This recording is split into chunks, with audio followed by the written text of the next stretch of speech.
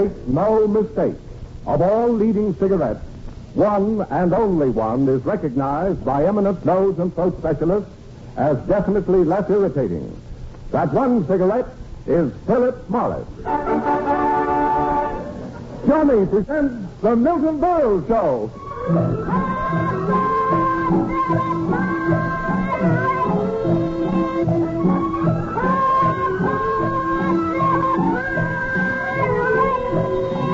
Here comes Johnny, ladies and gentlemen, to remind you, if every smoker knew what Philip Morris smokers know, they'd all change to Philip Morris. Yes, they'd all...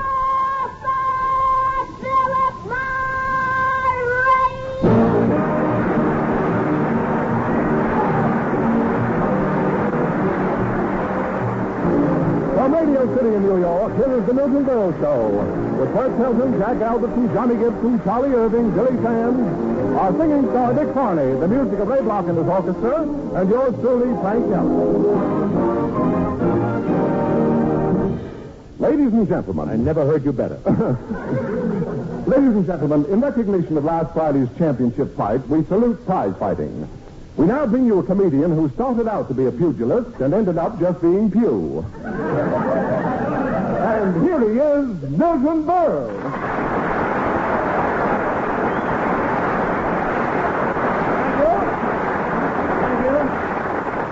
Thank you, Waxy. And good evening.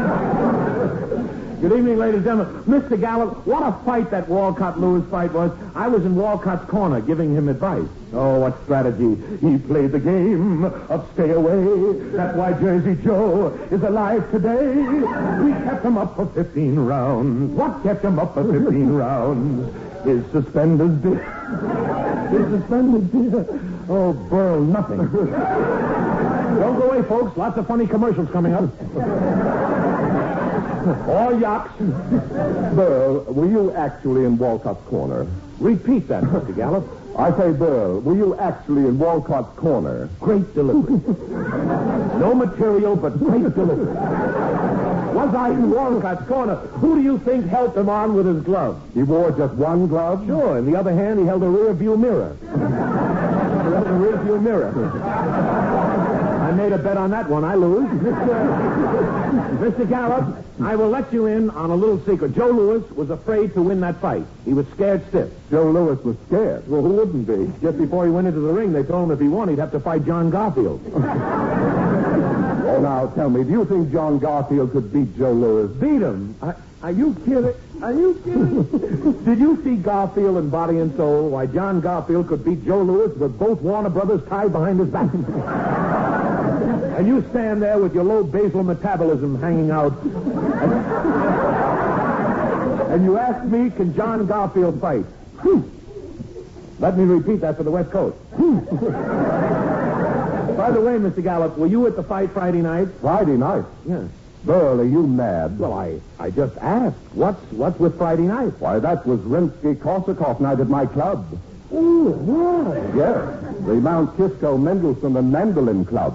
Mount Kisco, Mendelssohn, and... Oh, that's jazzy. Oh, that's humdingerish. What happens at your meetings? Well, the meeting opens with an hour or two of magic lantern slides, yes, showing the Danube at various stages of the tide. Yes. Then comes the highlight of the meeting. What is it? What is it? Yasha Heifetz takes out his violin, out of the case, that is, and plays the Flight of the Bumblebee. Most unusual. What's unusual about Yasha Heifetz playing the Flight of the Bumblebee? He plays it with just the case. With just the case? Well, I think if he plays his cards right, he can get a shot on We the People. Or get shot by We the People. And get shot by We the People. All right, I'm not Hope. And, what happens next at your meetings? Well, we all get busy with our pencils and paper and work on our big music contest. You have a music contest? Yes. They're giving a mink coat for the best definition of Carmen Lombardo. And tell me, we're getting off to a lull, aren't we? How does the meeting end? Well, it's most impressive. Mm-hmm. We all put on our Toscanini buttons, the lights are lowered, and as the organ strikes up Hail to the Chief, We all face the podium where a spotlight is shining on a marble bust of Spike Jones. You know, Mr. Gallup, sometimes I think you have as much fun as people who are alive. And now that we've chased all our listeners to another network, let us get on with the program as we salute prize fighting. Prize fighting, the manly art of self-defense. History is studded with great fights. Corbett and Fitzsimmons, Jeffries and Johnson, Dempsey and Tunney. But where are the great fights today? Right on this program, every time my option comes up. Today, looks like it won't come up. Today, the big battles take place in great arenas. Madison Square Garden in New York, Soldiers Field in Chicago, Ciro's in Hollywood. Yes, today, that's a Hollywood joke. Yes, today, should have stayed out there. Yes, today, you reckon? Yes, today, no, today.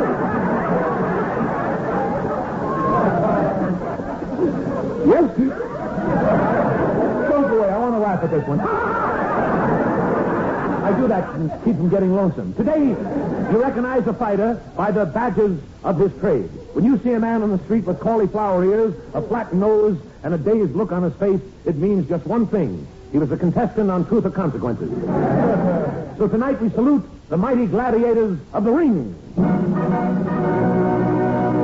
Mr. Gallup, tonight takes me back to my own experience in the prize ring. Burl, you were a fighter. Mr. Gallup, you have never heard of Miltie, the Marshalloo Mauler? It was several years ago that I was anxious to get into radio, and timidly I opened the door of a big agent's office.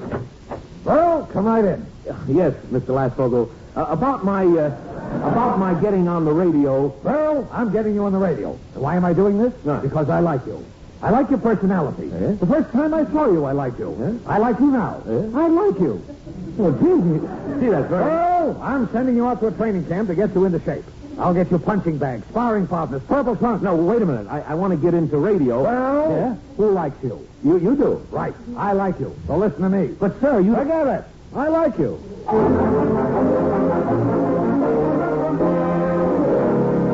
Well, the next thing I knew, I was out in a training camp doing road work, skipping rope. My agent dropped in one day while I was working out with a sparring partner. Ow! Take it easy! Stop, Slugger, stop! Oh, it's you, Mr. Lasvogel. Make him stop. That's enough, Slugger. Beat it. Oh, all right. Gee, Mr. Lasvogel, thanks. You know something? What? I don't like him. You don't? No, I like you. Kill me. I like you. Mr. Lasvogel, what's with this training? I just want to get on the radio. Well, remember what I told you the first time I saw you? I said I was getting you on the radio. That's right. Remember what else I said? What? I like you. I like you even more now. And you know how I feel about people I like? No. I like them. I like you. Yeah, I don't know what to say. Say you like me. I like you. I like you, too. I like you, too. Yeah, but I like you first.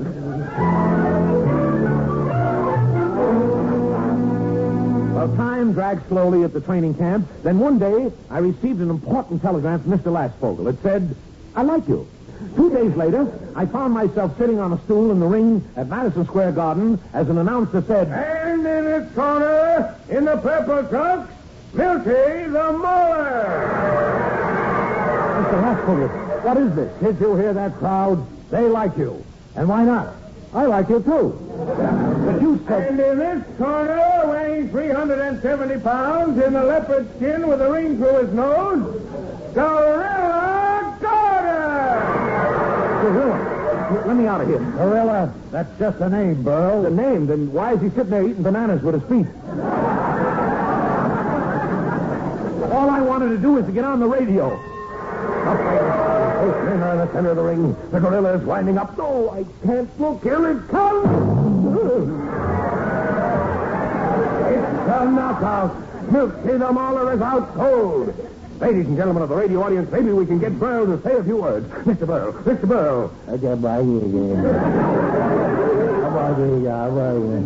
Berle, won't you say a few words into the microphone?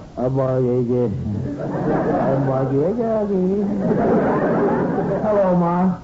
Hello, Pa. It was a great fight. Who won? See, what did I I tell you? I finally got Milton Berle on the radio. And you know why I did it? Because you like me. No, because I hate radio.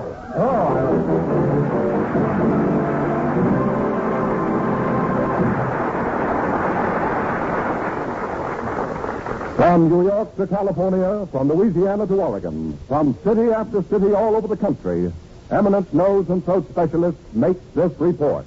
Listen. We are convinced Philip Morris is definitely less irritating than any other leading cigarette. That's why to patients who smoke, we suggest change to Philip Morris. Yes, that's professional advice and good advice to every man or woman who smokes. Change to Philip Morris. Because the cigarette that gives you the least irritation is the cigarette that gives you the most enjoyment. After all, it's pleasure, deep, rich pleasure that counts in smoking. And the full measure of smoking pleasure is yours to enjoy day in, day out in Philip Morris. That's why we say, if every smoker knew what Philip Morris smokers know, they'd all change to Philip Morris, America's finest cigarette.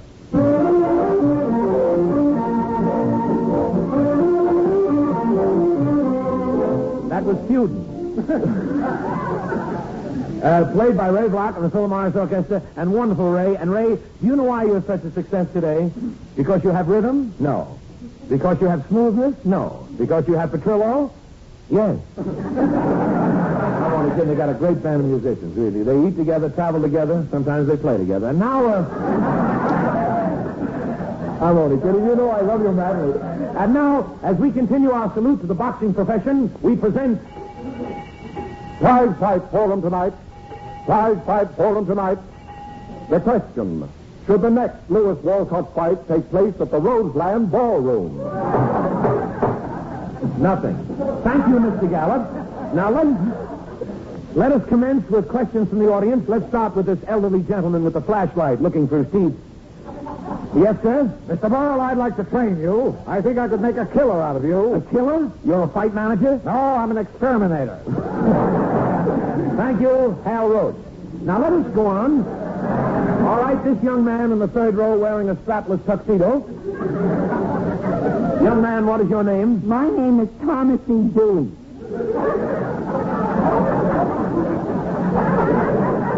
Thomas E. Dewey? Don't confuse me with Dewey, the governor of New York. Oh, I won't do that. I'm the Gabby one. I see. I just took the name Dewey because I wanted to get out of the public eye. What was your name before that? General Myers.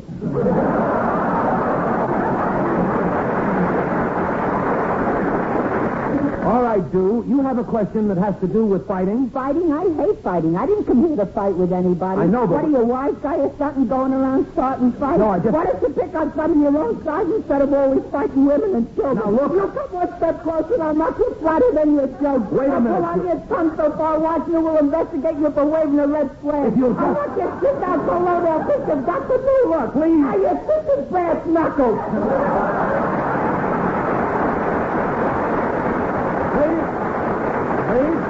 Let us try to control ourselves. Let's hear from the fairer sex. All right, this lady in the aisle emptying her vacuum cleaner bag. Madam, what is your name? Hello, Feeney. I'm a homemaker. And you have a question that has to do with prize fighting? Yeah. How can I stop my husband from trying to be a fighter? He's still getting punchy. Your husband is a fighter? You heard of Jersey Joe? Yes. My husband's Chicago Schmo. What made your husband become a fighter? Someone told him he's got the stuff fighters are made of. Yes? After his first fight, the stuff was spread all over the ring.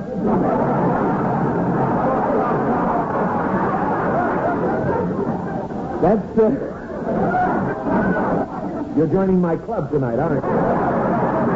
Well, that's awful. That's the night he fought in the tournament. He got a cup. They gave your husband a cup? Yeah, to put his teeth in. I get it, but why was he so anxious to fight? He was just itching to get into the ring. Oh, he has ring fever? He had ring worms. Mrs. Feeney. You should have seen him the first night he appeared at the garden. He was a sensation the minute he took off his robe. He was a sensation? I forgot to put on his trunk.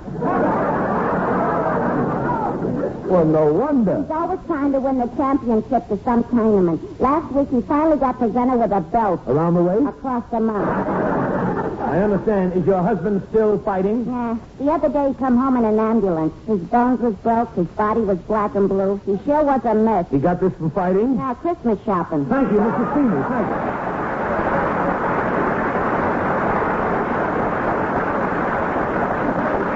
Thank you. And now, as a fitting climax to our forum, tonight it is an honor to present a great hero of the prize ring. That mighty contender for the heavyweight title, 250 pounds of brute strength and dynamite, walloping Willie Featherfield. Ladies and gentlemen, Mr. Featherfield.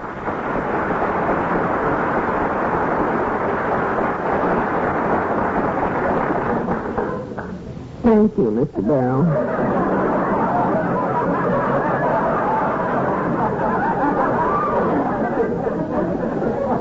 This is indeed a glorious opportunity for me to thank my many loyal fans who have so lustily cheered my artistic endeavors in the ring, out of the ring, and stretched out across it.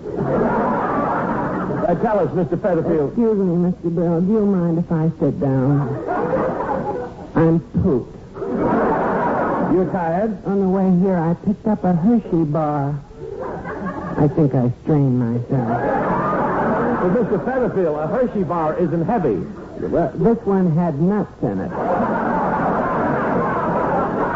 Wow, Mr. Featherfield, will you tell us a little about how you started in the ring? Oh, I was going great, Mr. Berle.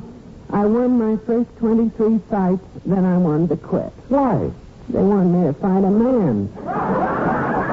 And since then, it's been pretty tough, eh? Mr. Berle, I've been on the canvas more than Whistler's mother.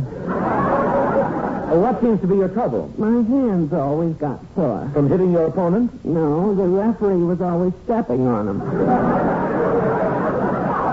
now, come now, Willie Featherfield. I understand that you once fought the great Joe Louis.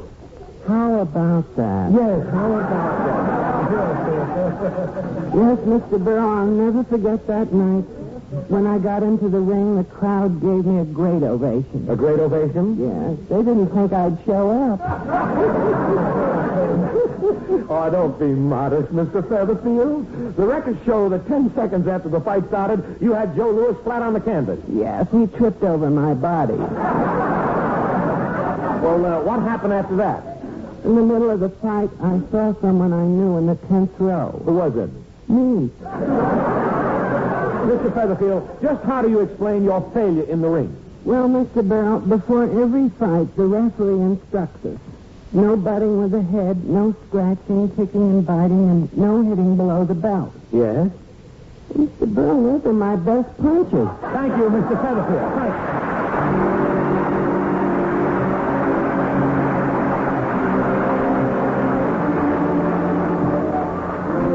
And now here's our young singing star, Dick Farney, to sing his latest recording. How soon will I be seeing you?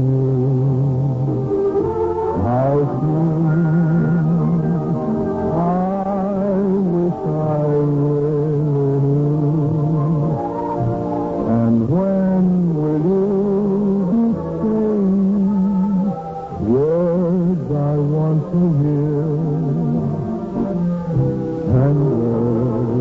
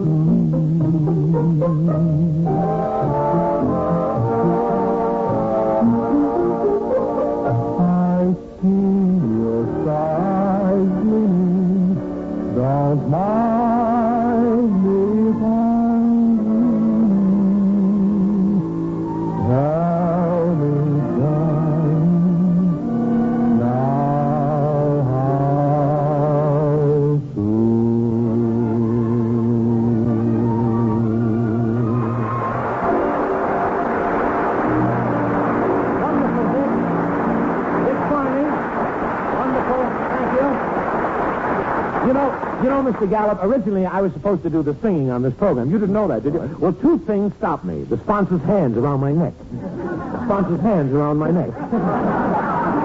Who's out there in the audience tonight? Miss Hush? You know, Mr. Gallup, every man should learn the art of self-defense, especially against these muscular guys with strong grips. You know the type. They shake hands with you like they hadn't eaten in 6 months and your hand was a salami. And I remember not long ago, I was up at the Friars Club talking to one of these iron-fisted guys.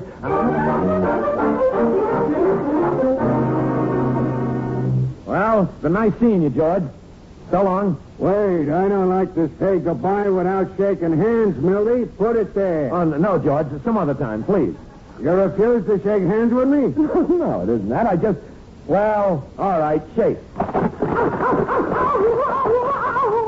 Oh, I'm sorry. Here's your hand. Never mind. Just give me back my ring and throw the rest away. Come on. That settles it. That settles it. I've got to develop a strong grip. I'm going to find a gym. I'll show that to you.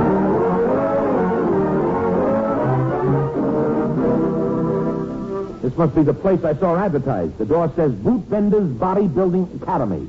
We put a muscle where you used to have a bustle. This is for me. I'm going in. Oh. Pardon me. I'm Milton. Up here. Don't move. Just let me look at you. Those bulging muscles. That magnificent body. Anyone can see that you're one of our students. Student? I haven't even started yet. What a disgusting mess. What's holding you up? I'm wearing starched shorts. Look, I want to develop a very strong grip. How much money will it... Money. Who mentioned money? All we're interested in is developing healthy bodies for the future of America. That's right. How much have you got? Now, wait a minute. Stop. Wait a minute. You're ripping my pocket. I'm getting out of this clip joint. Let go of my lapel. Let go. Mr. Berle, your body is just crying for muscles. Step into Dr. Glucose's office right here.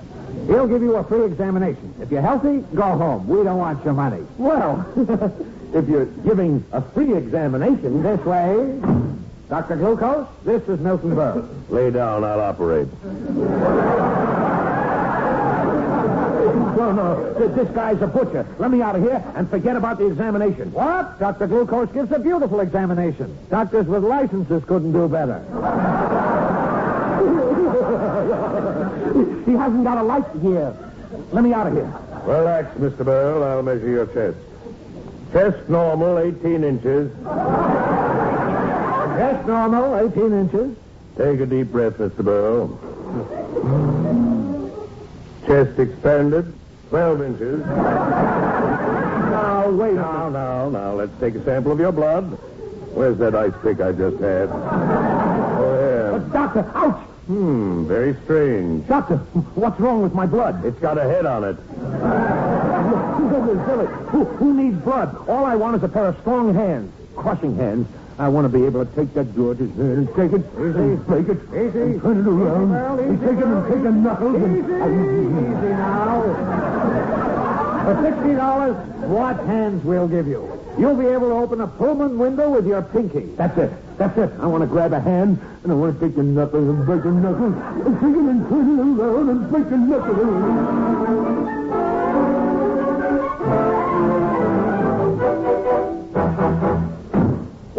Mr. Berle, how's that exercise going for developing your grip? Oh, great. Watch me. Easy, Elsie.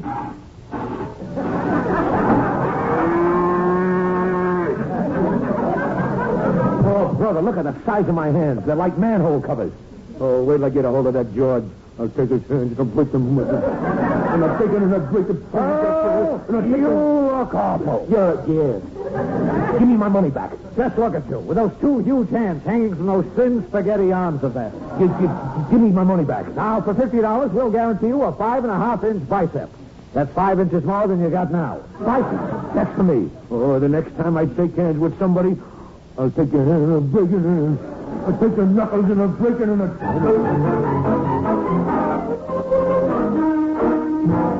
Now, reach up high in the air with your arms, Mr. Berle. There. Reach up higher. How's that? Higher. How's that? That's too high. Now your feet aren't touching the ground.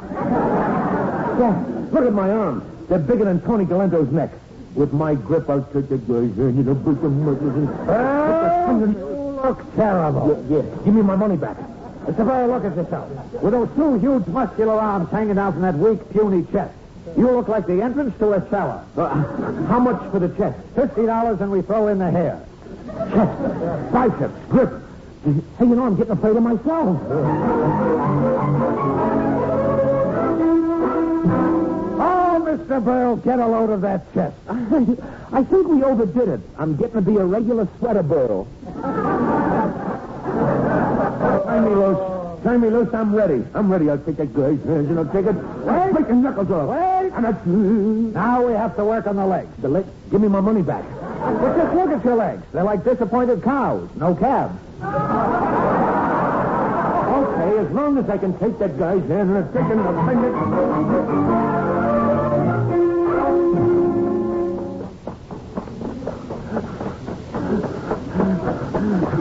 Hey, let's rest just for a minute. Well, we must do our road work. But we've been running steady for 7 weeks.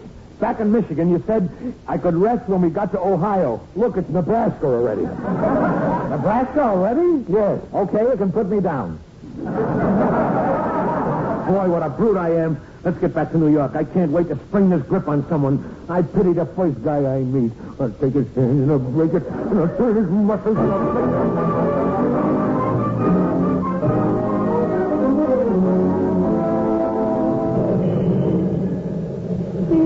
Well, here I am. Wait till I shake hands with that guy. I'll take his hand and I'll break the muscles. I can't wait till I meet the first guy who says hello. Hello, Mr. Berle. Johnny. It's little Johnny from my Philip Morris radio program. What do you say, Johnny? I said hello, Mr. Berle. You did.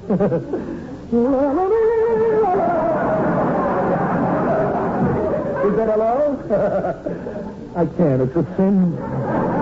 See you later, Johnny. I'm looking for someone. You know, a nice show you had last week, Mr. Berle. Let me shake your hand. Shake my... He's kidding. Okay, you asked for it. There's my hand. Shake, Johnny. My hand! My hand! I'm going to get my money back. I'm going to get my money.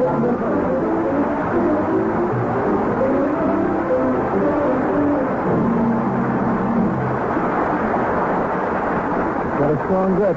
Thank you. I'll be back just as soon as I can get my hand out of this cast. In the meantime... Remember this. You're twice as sure of twice the pleasure when you smoke Philip Morris. And here's why.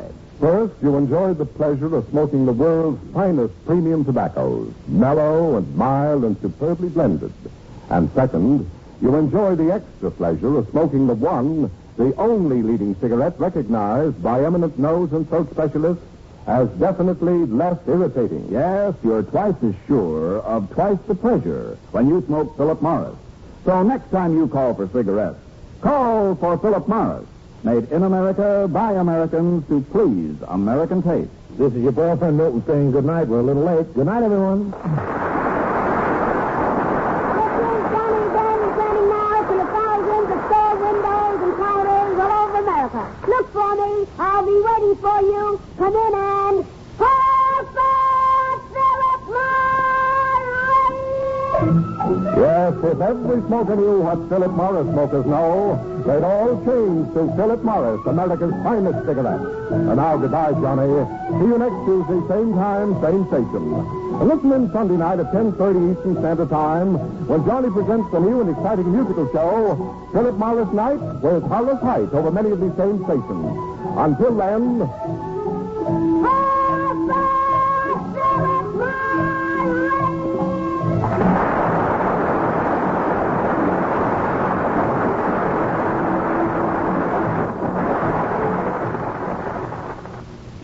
This is NBC, the National Broadcasting Company.